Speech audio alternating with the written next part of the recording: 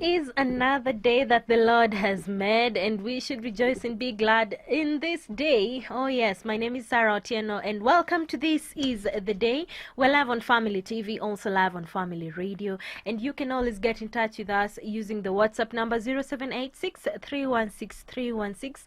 The SMS line is 20316. On Facebook and Twitter at Family Radio 316. Well, today we will be talking about matters that are affecting the health sector, and we are talking about the health workers that have downed their tools, causing a strain on the health department in our country. And really, what are the doctors saying? What is the government saying? And apparently, what are the patients saying, and how are they being affected with this strike that has affected different counties across the country? Well, today, that and much more is coming up in this hour, but for now, we get it started. The crisis surrounding the healthcare sector in Kenya continues to deepen as more health workers threaten to joining their striking colleagues to protest poor working conditions. This even as various counties begin to implement a raft of disciplinary measures against the healthcare workers who are on strike for what they term as absconding duty. The disciplinary measures include locking the medics out of their working stations and withholding their pay. The county governments of Kisumu and Uasin Gishu have started implementing disciplinary measures against the healthcare workers who are on strike, straining an already rocky relationship.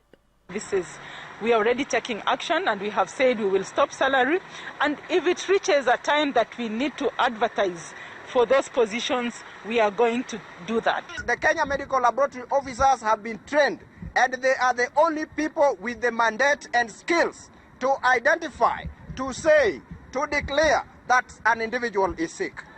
It's unfair to leave your officers as the government stuck in one job group for the last 15 years. That's unfortunate. Well, and those are lab officials actually just giving a notice about their strike as well. And still the same is happening in Mombasa, where the county government has sacked 86 doctors, including KMPDU chairperson Chibanzi Mwachomba and senior specialists, for refusing to return to work. This just a day after governors rejected a return to work formula for doctors, which was reached in December following President Uhuru Kenyatta's intervention. We've been trying to engage the county government of Mombasa with no success for the entire year. Some of the issues date back to even 2015-2016, the non-remittance of what we call statutory deduction. I mean, they're the ones who are on the wrong. Yeah. So our members are asking, why are they punishing the doctors? While it is their fault that they did not pay for those things. It is their fault that they did not honor the return to work formula that they signed. In the state of calling for negotiation meetings, and we can explain on areas that they didn't grasp at first, they have been trying to send, I can't say send because they didn't even use the correct channels. They've been trying to send our members intimidation letters, show cause letters, disciplinary letters. While the talks to end the ongoing stalemate between striking nurses and the county governments failed to materialize, with nurses citing frustration from the governors who they allege have declined to sign the return to work formula. This is the agreement between the healthcare workers and the two levels of governments. Nurses had on Tuesday hinted on calling off the strike on condition that the Council of Governors officials first append their signatures on the same document. So I can confidently say that we have covered 99.9%. We hope the 0.1% will be covered tomorrow as early as possible so that we can allow our members to go back to work and serve Kenyans. I cannot sign a return to work agreement if the authorized people have not signed. I cannot call off the strike before the execution of the agreement is done. Kept our part of the bargain and they've refused to keep theirs. What was in that document involved job progression for doctors who have stagnated for 5 years, some 6 years, some even 10 years on the same job group despite advancing themselves in learning. All right, from the stories that we are highlighting today, from the look of things, doctors and the government are not coming to an agreement, and this is in regards to the return to work formula that they actually presented to the government through the Council of Governors. And since the Council of Governors has refused to append their signature on this formula, now the doctors are losing out because most of them are now being locked out of their working stations, and they call this a disciplinary action from the county governments.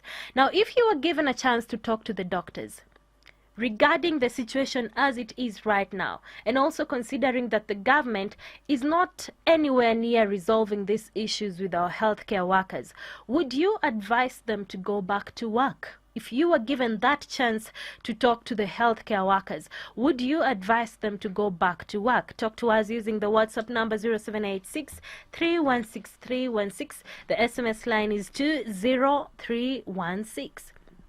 Now on matters COVID-19 vaccine, and the country is expected to receive the first batch of the COVID-19 vaccine next month, and the Health Cabinet Secretary Mutahi Kagwe has confirmed that the government has already procured 24 million doses of the Oxford AstraZeneca vaccine, which will be arriving as early as February this year. As I said, in the first 2 weeks of February, we expect the vaccine to be here. I have explained that the first people that are going to be vaccinated on voluntary basis are essentially the healthcare workers and other frontline actors. Frontline actors being doctors, nurses, teachers, and so on and so forth. There are three sources of vaccines. The first one is going to be the government order of vaccine that we have already placed as the Kenya government. The second one is going to be CDC Africa, which has also got a purchasing platform for vaccines that are going to be supplied from a system that has been organized by African countries, essentially through CDC in Addis Ababa. The third possible source of vaccines is going to be the private sector. As you know, AstraZeneca, which is the vaccine that we are going to introduce in Kenya, has also got private sector participants, and those private sector participants, especially the ones that are doing so in England, are also on their own. Well, that is good news concerning matters COVID-19. Well, we are expecting the first batch of the COVID-19 vaccine to arrive to the country in February. That is next month. Well, let's wait and see how that goes. On the question of the day, we are asking, if you were given a chance to talk to the doctors and the healthcare workers in general, would you advise them to go back to work? We're live on Family TV, also live on Family Radio. My name is Sarah Otieno, and on the question of the day, Evelyn Mirenja, you're saying it's really funny that the government is doing the government is doing this to healthcare workers. The president should shape up and know the healthcare workers should not go back to their workplaces. And you're saying health is vital. If he is sick, who will cure him? We need leaders who have a vision about this country. Thank you so much, Evelyn Mirenja, for tuning into the show today and for your response. This is Joseph, and Joseph, you're saying, hello, Sarah. I'm tuned in from Kawangware. Doctors should go back to work because sisi ndio tunaumia. The patients are really having a hard time. They should come to an agreement to the government on how their payment should be done. Well, thank you so much, Joseph, all the way from Kawangware, for tuning into the show today. And also, you can send in your responses and your views on the discussion that you're having today. Remember, the question that we are asking is, if you are given a chance to talk to the healthcare workers, the doctors, the nurses, the striking healthcare workers, would you tell them to go back to work? I want to hear from you. Now, the Education CS Professor George Magoha today continued with his school visits, and he was at Ololuangong Primary School. I hope I got that name right. While speaking to journalists, Mr. Magoha shared his appreciation to the ministries for their help and explained that the monies allocated for schools has already been channeled to the respective education centers. The issue of funding for schools. The good government of Uhuru Muigai Kenyatta released Kenya shilling 19 billion, and since you have not had noise, it means the money has reached the accounts. 4-point-something billion in primary and 14.6 in secondary schools. I would want to just say that teachers do a good job, but I must emphasize that to use the money for what it is meant for, and they must be innovative. The best classroom here today is that classroom under that tree. And the reason is very simple. Trees add oxygen to the air and take away carbon dioxide. And so as far as children are concerned, that is the best classroom. I'm also glad to say that I've noticed that all the children here are properly masked and properly groomed. Even though you can say social distancing is a challenge, it has not stopped us from delivering the services. I was amazed by the knowledge, how much the children of this school know and appreciate the correlation between environment and health, and more specifically, the COVID-19 pandemic.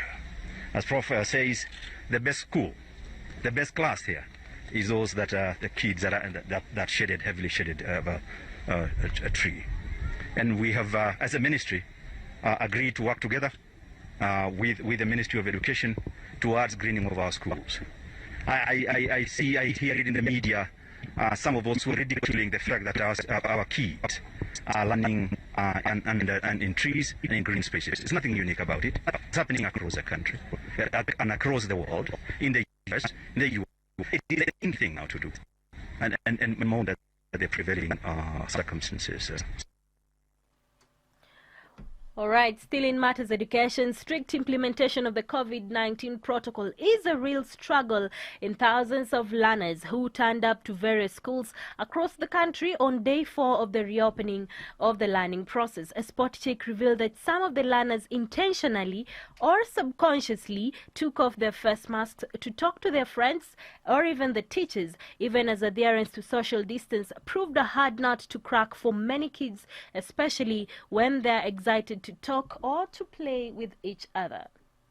Na tunaomba ya kwamba serikali tusaidie jinsi ya kuongeza madarasa ndio watoto wapate nafasi nzuri ya kukaa wakisoma. Hata sasa hivi ninapoongea tunaangalia hata watu wanaangalia tu watoto wengine ndio hawa wanasomea kwa miti, hawana mahali pa kuingia kwa darasa. Tena upande wa wa desk. Sijui nitafanya namna gani. At least kwa darasa unaweza weka hiyo distance na washike. Saa hii watoto wanaguzana tu pamoja wakishikana wakicheza nje. Kusema ya kwamba ati watoto watembee na sanitizer kutoka nyumbani, wataanza kuichezea na wanaanza kukunywa wakifikiria ni kwamba ni maji na itawadhuru. Ndio tunasema ya kwamba tuwe na mpango mwingine mwafaka ambao itasaidia watoto, ama hii sanitizer iwe na mpango kwa shule, mtu ambaye anaweza kuwapatia kidogo wakinawa mikono. Na hata hivyo sisi hapa hatuna maji kwa sababu bawa la maji limeharibika, na watoto jinsi ya kunawa maji wakienda kwa shule tena imekuwa ni vigumu.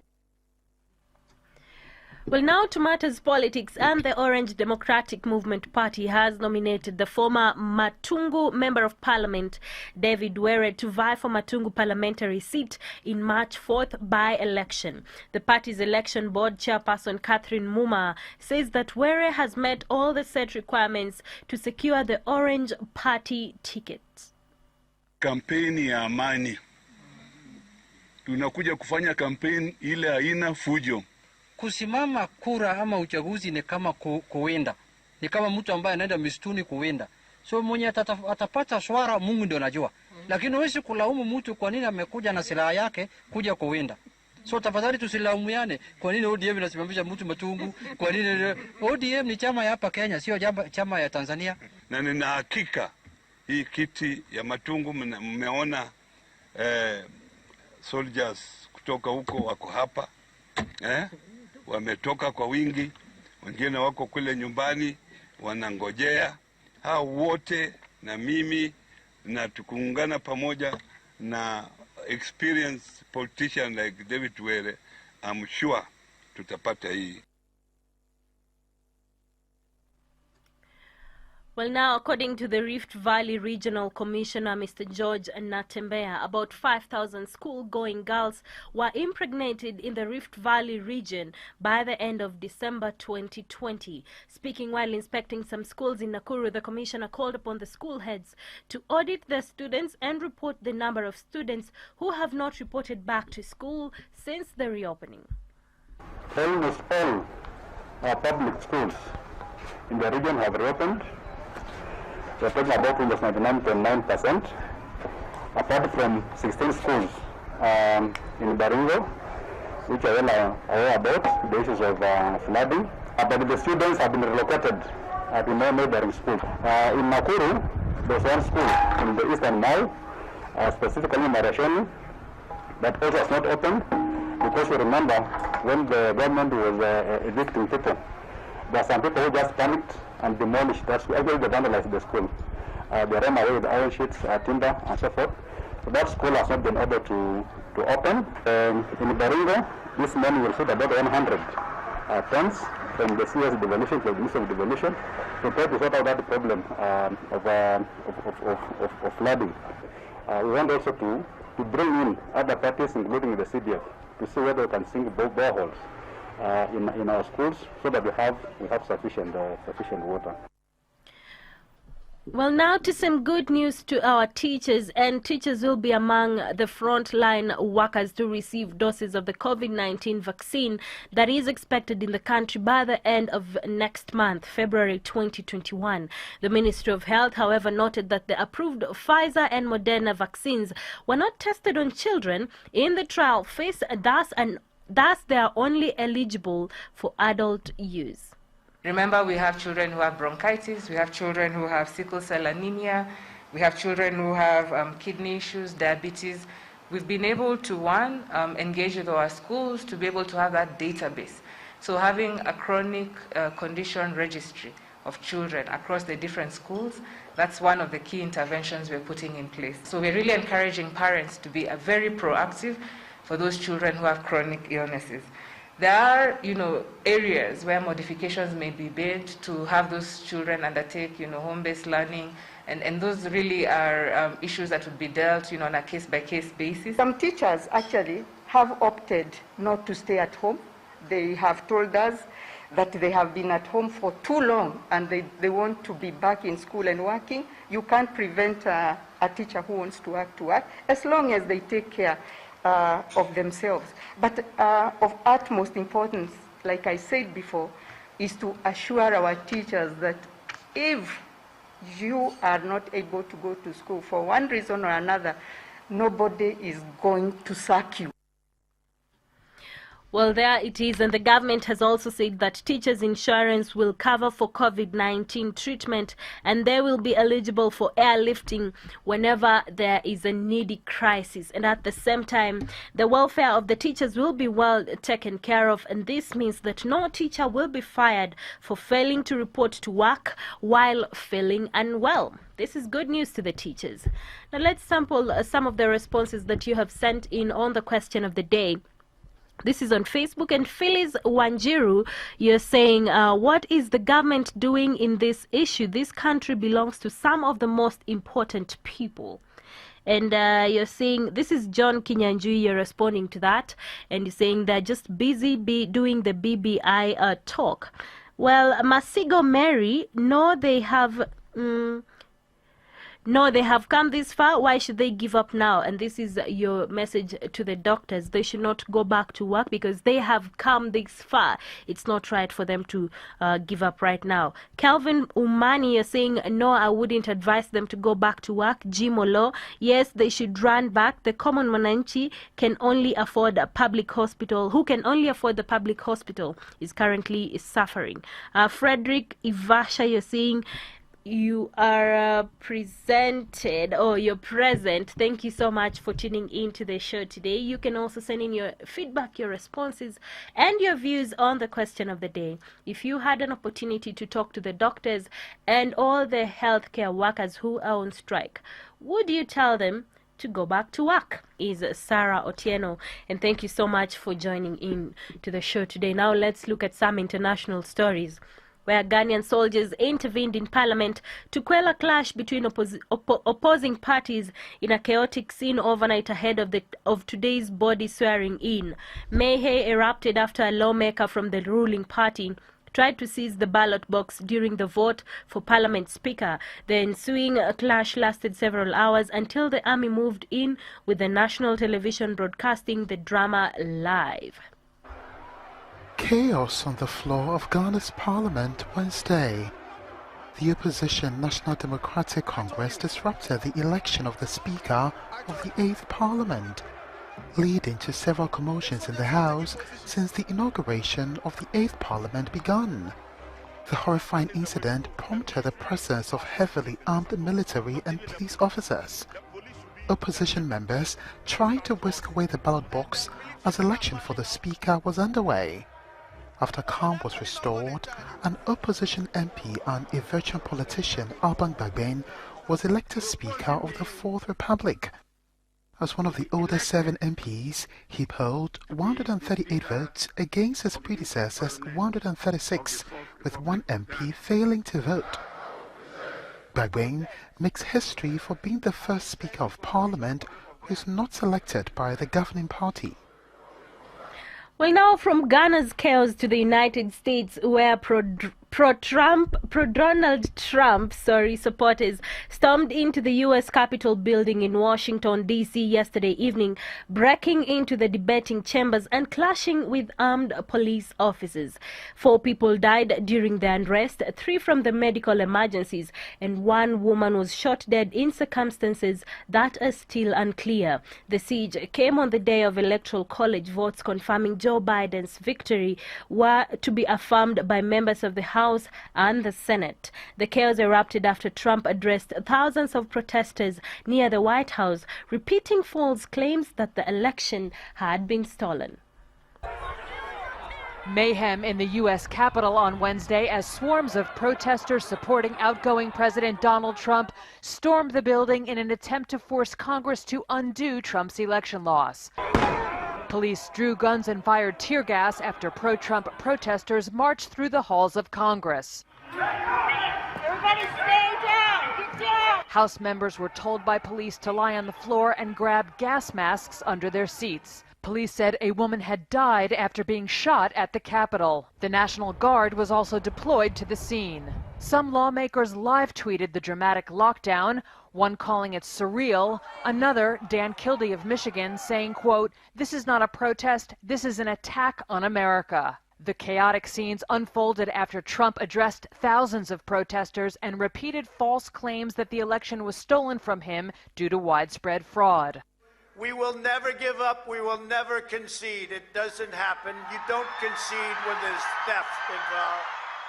Trump also applied fresh pressure to Vice President Mike Pence, who had been presiding over the joint session of Congress and had to be escorted from the Senate, to unilaterally reject state electoral college votes. And I hope Mike is going to do the right thing. I hope so. I hope so.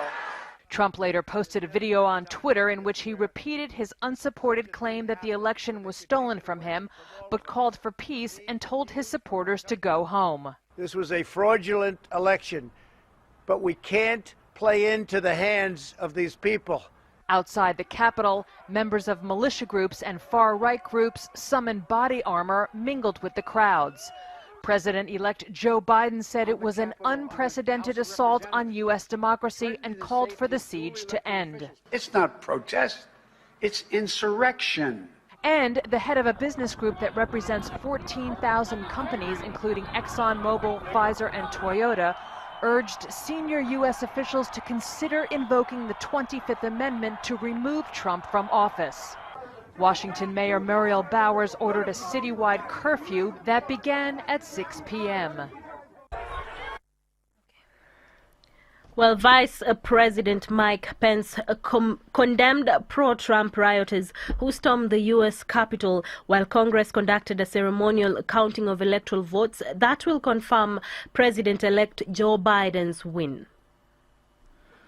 But thanks to the swift efforts of U.S. Capitol Police, federal, state, and local law enforcement, the violence was quelled. The Capitol is secured, and the people's work continues. We condemn the violence that took place here in the strongest possible terms. We grieve the loss of life in these hallowed halls, as well as the injuries suffered by those who defended our capital today. And we will always be grateful to the men and women who stayed at their posts to defend this historic place. To those who wreaked havoc in our capital today, you did not win. Violence never wins. Freedom wins. And this is still the people's house. And as we reconvene in this chamber, the world will again witness the resilience and strength of our democracy. For even in the wake of unprecedented violence and vandalism at this Capitol, the elected representatives of the people of the United States have assembled again on the very same day.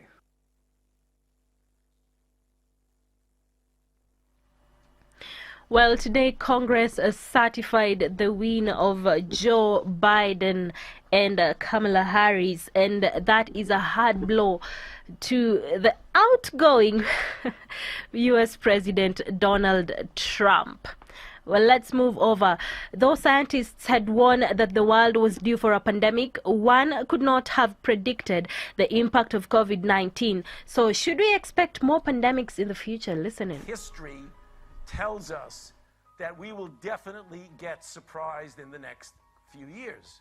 That's the infectious diseases advisor to the US president. Based on historical patterns, he warned that the world was due another pandemic of some kind. There will be a challenge to the coming administration in the arena of infectious diseases, but also there will be a surprise outbreak. It's been 100 years since Spanish flu, and now we have COVID-19.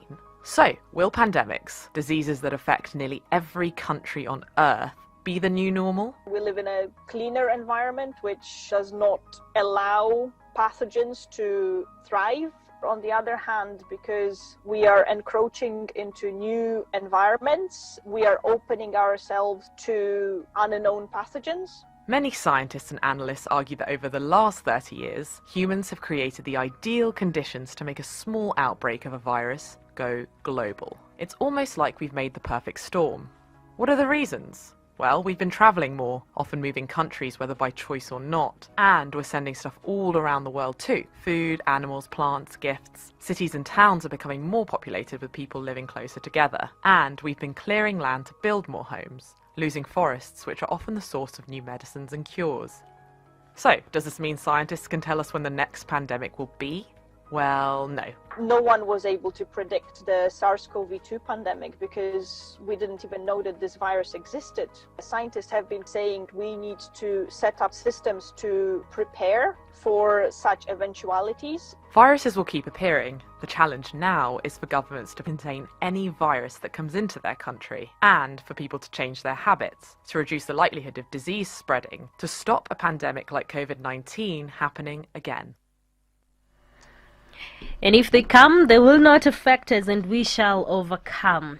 Anyway, finally this evening, it's a story of a girl who believes who fights for what she believes in other words. Now, this is in Zimbabwe, where girls as young as 10 years old are forced into early marriage, and this is because of their traditions, their religious practices, and even because of poverty. But a teenage taekwondo enthusiast is using this sport to give girls in an improvised community a fighting chance for their lives.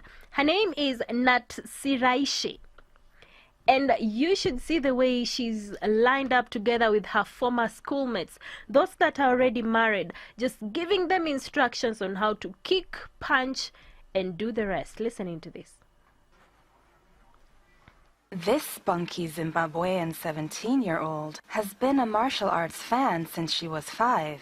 Today, she uses her passion for taekwondo, which she instructs in the yard of her parents' home in Epworth, to rally young girls and mothers to join hands in the fight against child marriage. I do taekwondo And with it, I want to create an early marriage-free Africa. I want to help stop drug abuse, because most of the teenagers are getting involved into drugs. So I want to occupy them with taekwondo. After class, participants explore the dangers of child marriage in a meaningful group discussion.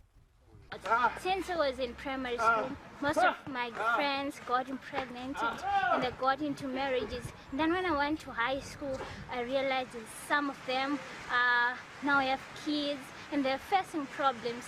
These early marriages have led to gender-based violences, and they are still kids. They cannot look after a family, so they're being beaten, they're experiencing abuses, and this is really paining me.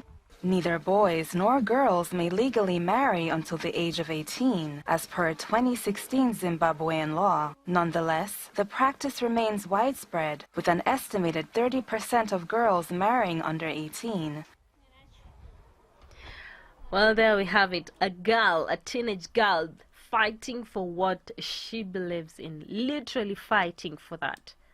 That is the fighting spirit that we should all be having. And before we end this show, Essie Kimenyi has just texted in some response on the question of the day. And she's saying, I'd tell the doctors to come together for professional partnership and start private hospitals. The doctors comfortable with the current terms of work apply for the same. In case no Kenyan doctor will be available, let the government import doctors. If none of the doctors from whatever is comfortable with the terms, the government will certainly think twice. I like that, AC. Thank you so much for your response. And to everyone who took part in today's show, I am very grateful to you and pass my regards to your family. My name is Sarah Otieno. I wish you a lovely night. I'll see you tomorrow. And more of our shows, log on to www.familymediaonline.com to enjoy a wide variety of programs, from current affairs to testimonials and features, pastoral and inspirational shows, kids entertainment, and so much more. Also stream live on www.familymedia.tv.